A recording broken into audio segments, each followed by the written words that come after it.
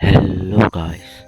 तो फिर आज की कहानी एक सर के भूत के बारे में है जिसको खबीस कहते हैं। तो फिर ये कहानी एक गांव की है जिसका नाम है रंजनगढ़। ये छोटा सा गांव था। वहाँ के लोग जो है मजदूरी करके और खेती करके अपना गुजारा करते थे।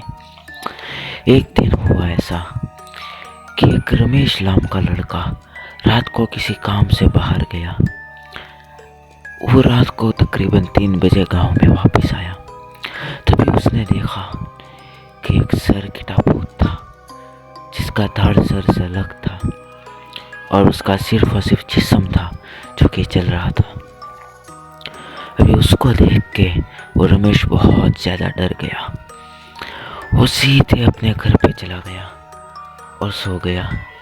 इसके बारे में उसने गांव में किसी से कुछ भी नहीं कहा। फिर उसी दिन सुबह एक लाश मिली और वो लाश को इस तरह से मिली कि उसका सिर जो है कटा हुआ था। अभी गांव के लोग जो है बहुत ज़्यादा परेशान कि आखिर ऐसा कौन कर रहा है। थोड़े थोड़े जैसे दिन बीतते गए ऐसी घटनाएं सामने आने लगी। अचानक से ऐसी बहुत सारी मौतें होने लगी जिसके सर कटे हुए थे। अभी ये रमेश गया इस गांव के एक तांत्रिक के पास। रमेश ने उस तांत्रिक से कहा कि थोड़े दिन पहले जब यह घटनाएं हमारे गांव में शुरू हुई थी, मैंने एक शख्स को देखा था। उसका सर जो है कटा हुआ था। वो बाबा ने कहा कि यही है इन सारी मौतों की वजह। उसको जो है खबीस कहते हैं। बाबा ने कहा कि अगर हमें उसे ख़त्म करना है तो फिर हमें पता लगाना होगा कि यह किसकी आत्मा है और इसको कहाँ पे दफनाया गया है। अभी रमेश गया इसकी खोज करने। उसने गांव वालों से पूछा और उसको पता चला कि तकरीबन 1 साल पहले एक शख्स की इसी तरह से मौत हुई थी और उसको इस कब्रिस्तान में जो है दफनाया गया है। अभी वो रात को जो है उसी कब्रिस्तान में जा रहा था।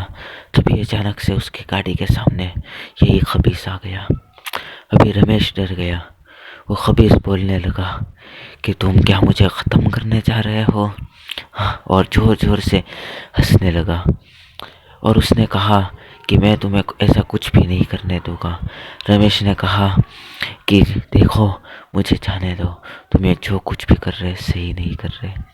रमेश ने गाड़ी जो है तेज़ी से बढ़ाई और चला गया उसी कब्रिस्तान में और उस कब्र को खोद के उसकी लाश को निकाला बाहर और उसकी लाश को जो है जला दिया।